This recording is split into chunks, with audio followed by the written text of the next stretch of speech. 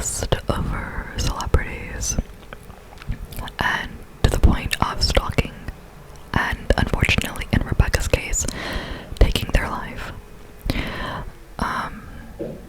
It's truly a devastating part of becoming famous in that whole territory, having to worry about people you don't know coming after you, showing up at your house, showing up inside of your house. We've heard this so many times.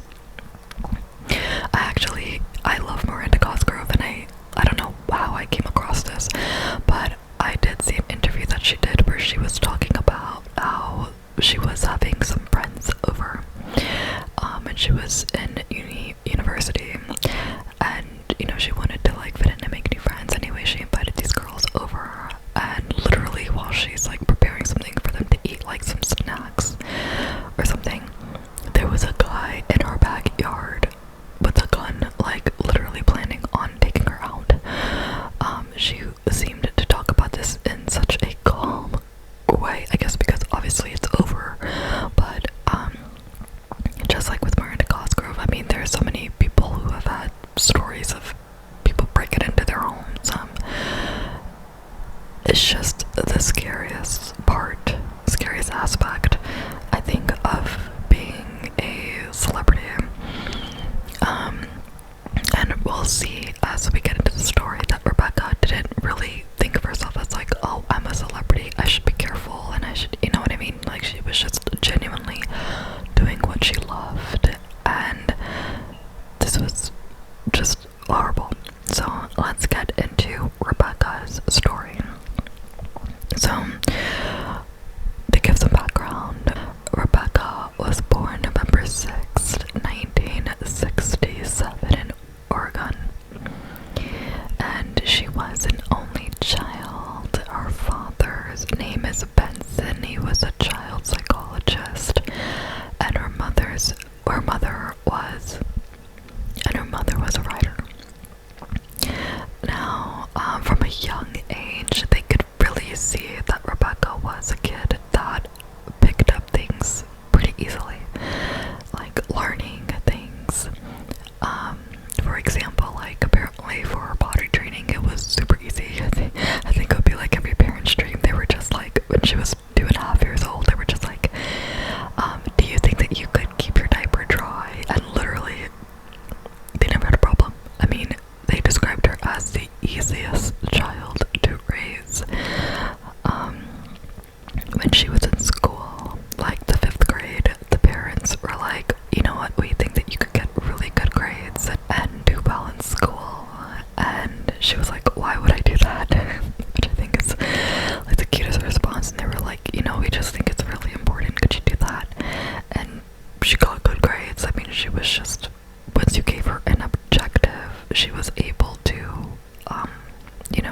meet her goals and accomplish those goals. In school with her friends, she was really outgoing, silly. She was very outdoorsy. The family had a nice, lovely family home, and they had trees in the garden, the yard and everything, and her friends would go outside and take pictures. There's one picture of her like hanging upside down on a tree.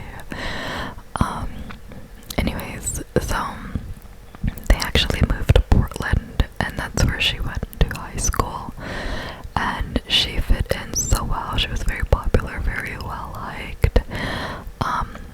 Never anybody that tried like hard. She was just a really genuine person that just loved people, and she was just very open, and that is where she got into her love of acting. She joined the drama club, and she met this woman who told her that, you know what, you should be a model, you just have this energy about you. Her name was Nanette.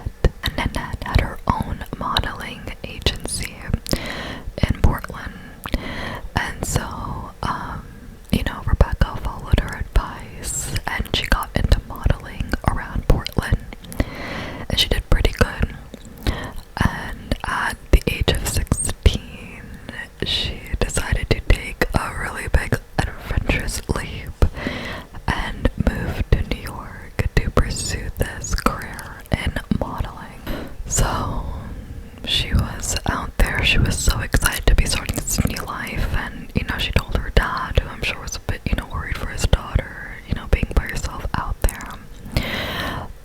She told her dad, you remember what you told me? There comes a time sometimes where you have to choose between adventure or regret. And that really, I thought about it, I was like, yeah, that's actually a really good thing to think about. Adventure or regret, you just go for it, or you regret that you didn't try. So that's what she told her dad. And she wasn't really out there alone, and had, you know, as someone who had their own agency, she sent girls to New York quite often. And so there was this one woman who was probably a little bit older than her, and she said, you know what, can you look out for Rebecca? She's coming to New York, she's going after the modeling career. So they became fast friends. She actually got pretty lucky. Soap operas were so huge. I actually never watched soap operas. I think I tried one time, but I just couldn't get into it. But back then in the 80s, soap operas were huge. And in 1984, she actually got hired on the popular soap opera One Life to Live. And she actually signed on for a recurring role, which lasted for about 6 months, which would be a dream for any young actress. I mean, she was only 16, 17, and she did a really great job. And I mean, yeah, it was a role, like, it was an amazing opportunity. So after this, you know, she tried again looking for modeling gigs, but it was hard. She got turned down because she was 5'7", which in the modeling world, especially at that time, was considered too short, and she just wasn't getting any bookings. To take the adventure a step further, she actually went out to Japan and tried her hand at modeling over there, but yet again, the same issue. She was just too short. So she came back to New York and she said, okay, forget the modeling, I want to go after the acting 100%.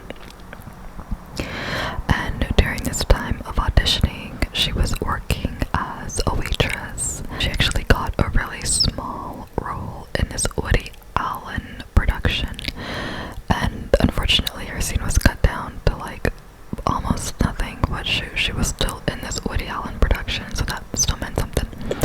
But anyways, after that, there were these auditions going on for this show that was coming up called My Sister Sam.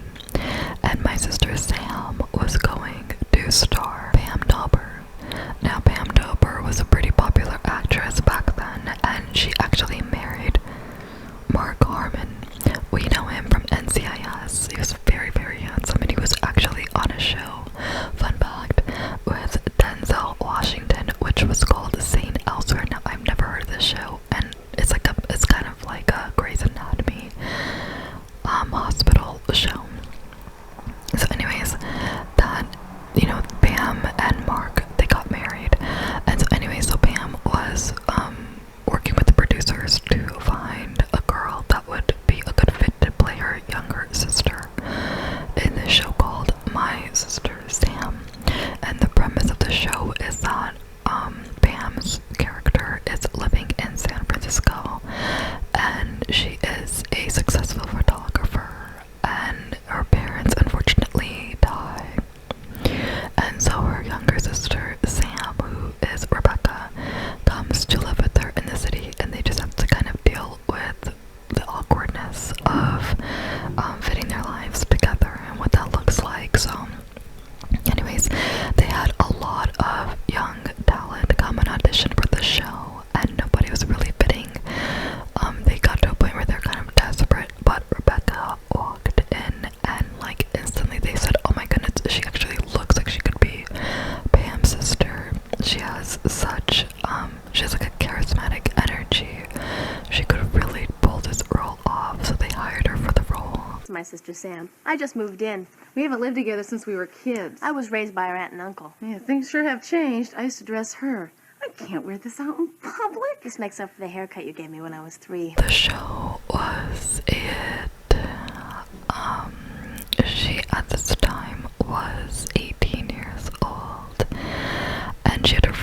relationship with Pam. In fact, Pam actually offered to let Rebecca come and live with her for some time. I think she lived with her for a few months until she can get her own place. But it worked perfectly for them, you know, to also kind of develop this relationship off screen, which transferred to their sister relationship on screen. It was really great. Rebecca did an interview where she was saying that, you know, Pam let her live there, and, you know, it was like her sister, like, she ate her food, drove her car, found, you know, her ice cream, but they had a really, great, relationship. I think that was so kind of Pam. Pam was saying that, you know, she had nothing, she didn't have, like, really a place to stay, and her family wasn't in town, so I think that was, like, so sweet of Pam to welcome her into her home. So, my sister Sam actually, got canceled after 2 seasons, but when they were actually filming the show, Pam did give some advice to Rebecca, saying, listen, we don't know how long this show's gonna go on for. It's doing really good. We have a lot of viewers tuning in. I'm just gonna give you one word of advice for your fan mail, because she was getting fan mail. Never put your real name on your address. You don't want any fans knowing where you live, and Pam was giving her this advice because Pam herself had a stalking incident in which the police had to step in and really help locate and stop this crazed fan that was stalking her. And it actually led Pam to not ever put her address on her driver's license, or her real address on her driver's license. That way she couldn't be traced. So she gave this advice to Rebecca, and Rebecca said okay. Now, as I kind of mentioned earlier, Rebecca didn't really consider herself famous, even though she was. I mean, people were so happy to see her in public, and writing her a bunch of fan mail. And at this time, she actually went on a blind date with a guy at UCLA. His name is Brad Sibberling. He actually went on to direct a few really great movies. I believe one was starring Jim Carrey, if I'm correct. And anyways, they began their relationship and had a great chemistry, and they were dating. And when he met her, she actually had ended up getting her own apartment, a very beautiful apartment in West Hollywood. It was very eclectic, with her, you know, eclectic design.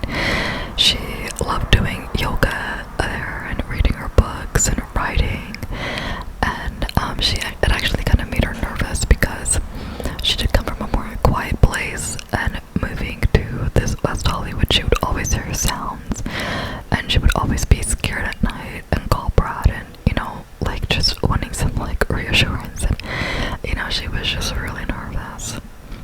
And in this time, she would tell Pam, you know, about her family and how much she loved her parents, and Pam made a point to say, like, when you're in a moment when you're scared or anxious, really, you start to think about the things that you love. And she talked about her family, and she had a fear of losing her parents. Anyways, let's go back to the fan mail. When she would just receive the fan mail, Rebecca would be so excited because in her position, even if she didn't see herself as a celebrity, she was a public figure, and she felt like it was just like a one-way street. Like, she knew people loved the show, loved seeing her and her work, but she could never talk to the people, or it just seemed like all of this attention was on her, and she really liked the idea of having a two-way relationship. So she was so excited telling her friends and, you know, her coworkers, like, you know, I'm getting all this fan mail and they want to be my friends, and they're telling me about their lives and things that they're going through, and I'm writing back to them. And one of her friends said, you're writing back to them, but, like, please do not. I know it sounds cold or whatever, but it's very important that there's a boundary, and that, you know, if you see someone, it's okay to, like, sign an autograph or something like this, but literally keep it distant, because you don't want anybody, because you don't know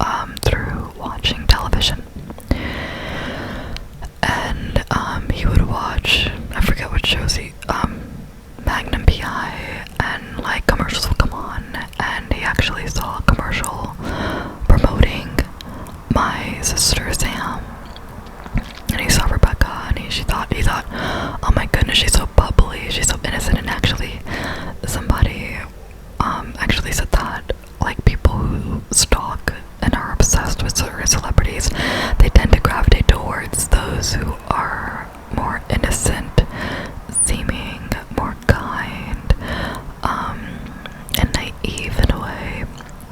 They tend to be more of the targets, apparently. That's exactly what Robert Bardo said. Like, Rebecca just seemed like she was so kind. But what he did was he booked a flight from Arizona to Burbank. So he landed in Burbank, went to the Warner Brothers studios, got some flowers, showed up at the gate, told the security, like, hey, I'm Rebecca's friend. Which things definitely work so different now because this would never happen today, I believe. And the security actually called Rebecca or the trailer and said, hey, you have a friend here, do you know this guy? And they were like, no, we don't know him. And the security said, okay, no, please leave. And from Robert's point of view, he was really hurt by this. To him, it was unexpected. Like, why is it unexpected? It's unexpected that you were there. His feelings were hurt, but it didn't stop him.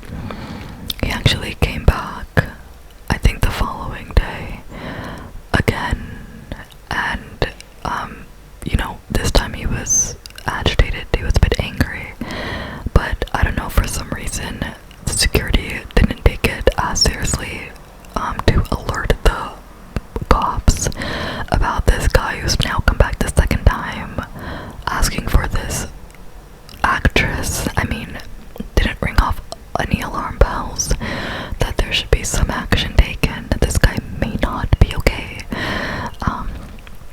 And they sent him on his way. Now, this is actually kind of interesting because Robert lost a bit of interest in Rebecca for a little while, because after My Sister Sam got cancelled, which was devastating for everybody, but it got cancelled. That's what happens with shows, right? She was off the air and she was, you know, auditioning, and his attention got distracted. And I didn't know this until I did research for this case. He actually was kind of stalkery with this 13-year-old actress named Samantha Smith, who was a 13-year-old actress and a peace activist who sadly died in a plane crash. So then, you know, she died, and then he moved his attention to, like, Madonna and some other actress. What brought him back to Rebecca Shaeffer is that, you know, she did a couple movie roles. She actually did a movie role where she was on a cruise ship and it was being taken over, I believe, by, like, attackers. She was, like, running away from her room. This guy was, like, hiding out in her room and she was running away from him, screaming for help. But after that, she wanted to really, you know, broaden her acting. You know, she really wanted to, kind of break out of the mold and try new things as an actress and grow. And so she took on this, role in this movie. I forget who directed it.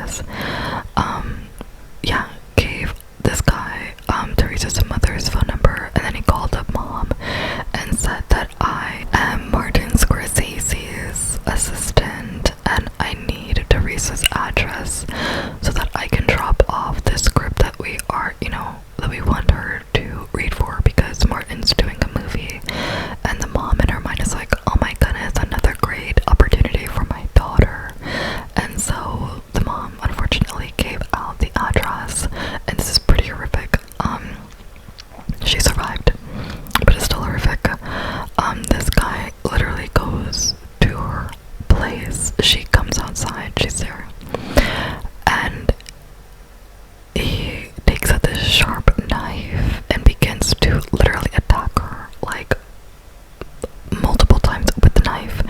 It's actually quite miraculous that she survived, and there's like this crowd gathering, and people are literally on the sidewalk, like in front of them, gathering around her, not doing anything, while this woman is getting stabbed. Can somebody explain to me what is happening psychologically to these freaking sheep? Like, literally, like, sheep in my mind. I can only, like, whatever.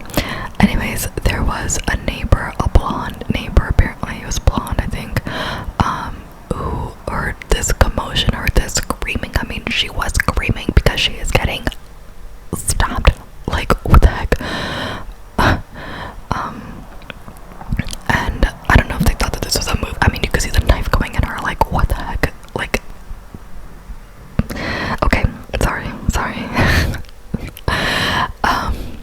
Doesn't make any sense.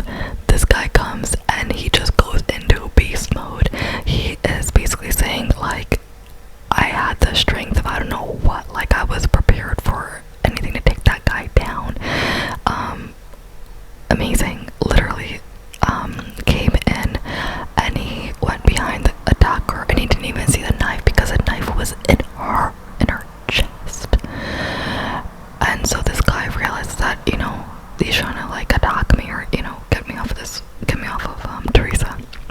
And so he pulls a knife out of Theresa and then starts to go towards him like he's going to attack him with the knife, and then the guy like subdues him, gets him down, and Theresa literally just says like to her that he was like a blonde angel, like literally saved her life.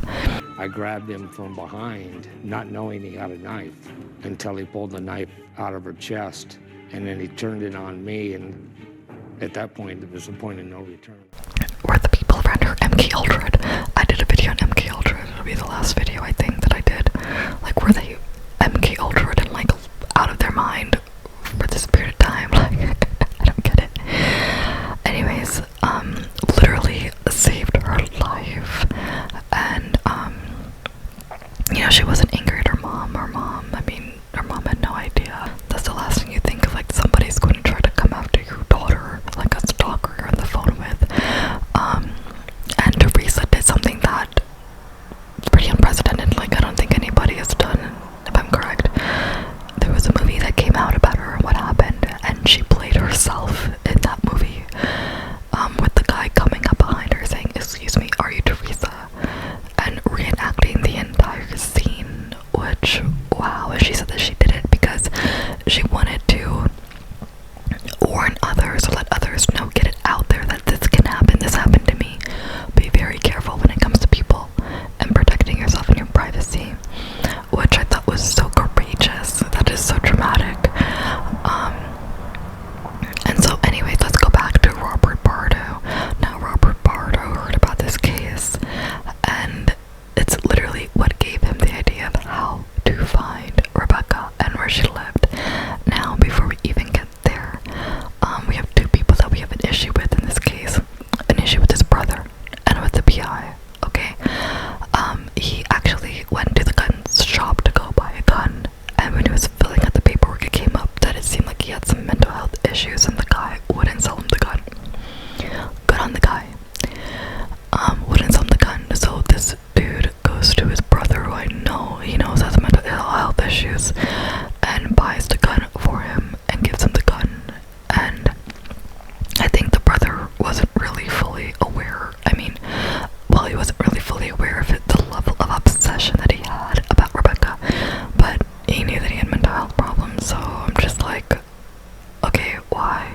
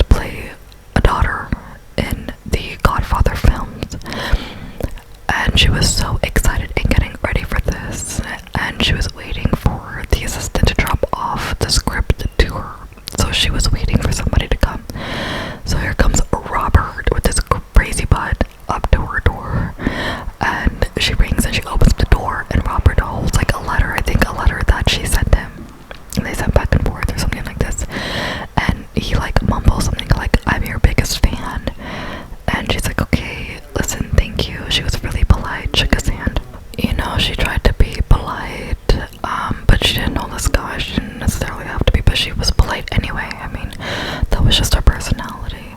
And she was like, thank you very much. I think you have a good day. Goodbye. And Robert left because in court he was like, I just wanted to see her, meet her. And it was so weird because in court he was describing like seeing her, and he said, oh my goodness, I couldn't believe it. And she opened up the door and there was no clam, there was no security. It didn't look like Hollywood, it was just her and me. And I couldn't believe, like, he still looked so enamored about the fact that it was just her. And anyway, so she closed the door, went back into her apartment, still waiting on this guy to deliver the script. I'm like, where was that freaking guy? Anyways, Robert walks away, but he comes back with the gun, like, loaded, because he wasn't done, I guess. Like, I guess he just, whatever, in his weird mind. So he rings her again. She comes down, opens the door, sees him again, and she gets annoyed. She's like, you're wasting my time, please leave me alone. And he's like, oh, but I have something for you. And she's like, what? He pulls out the gun, points it at her, and shoots her. Poor girl. And apparently, according to him, she said, why? And police, neighbors are screaming and called the ambulance, but at the hospital she was pronounced dead at 21 years old. So Robert Bardo was sentenced to life without parole, which for the parents, it's bittersweet. I mean, sure, they felt like, okay, fine, it's done, like, he's brought to justice, but obviously in these kind of cases, like, there's never any real feeling of justice. Having your daughter alive is just, that's all you want. That has to be, the worst feeling ever. And Robert Bardo, on like a jail call, like years later, was like taking full responsibility for what he did, and he's so strange. Well, obviously because he has like some mental problems, but like in his jail cell, like over the years, he'll draw pictures of like people, actresses, still of Rebecca Shaeffer. Apparently, still thinks about her every day. He says out of sorrow, or out of regret, but it's just strange. His drawings and things like this. But I hate to say the good thing that comes out of this, like, it's just, why did it have to come out of this? But things only change after something bad happens, unfortunately. The thing that came out of this was the Driver's Privacy Protection Act, which came out in 1994, which prevented the DMV from releasing private addresses, and also it helped in 1990 with the passing of America's first anti-stalking laws, which is good because, like I said, there's so many celebrities even still today that are dealing with these people stalking them, which is seriously so scary. My gripe with the PIs back in maybe it's just because it's back in these days, I don't know, but if you have somebody coming to you to help find a celebrity, are you that desperate for the money, and how much are you getting paid? My thing as a PI is, if you're working on some kind of a special case, like to get information to help you with an ongoing court case or something like this. I don't know what people use PIs for, to see if your husband's cheating on you or something like this, but you have somebody coming to you. I'm trying to think of some other reason. You have somebody coming to you literally saying, oh, I want to find Madonna, or help me find this celebrity or that celebrity. It's like, get out of here. And I saw people were saying like the PI should be charged, the brother of Robert should be charged with something. You supplied this guy with the gun that you knew had mental problems. The PI had no idea that he had mental problems,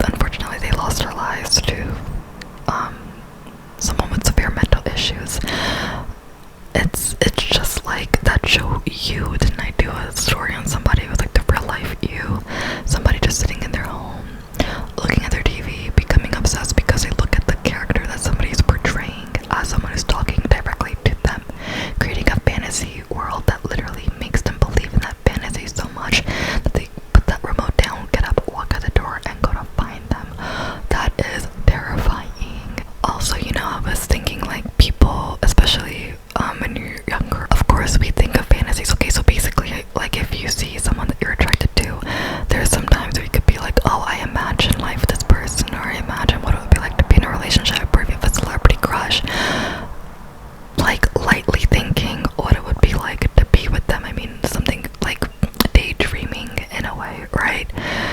But this is taking it to a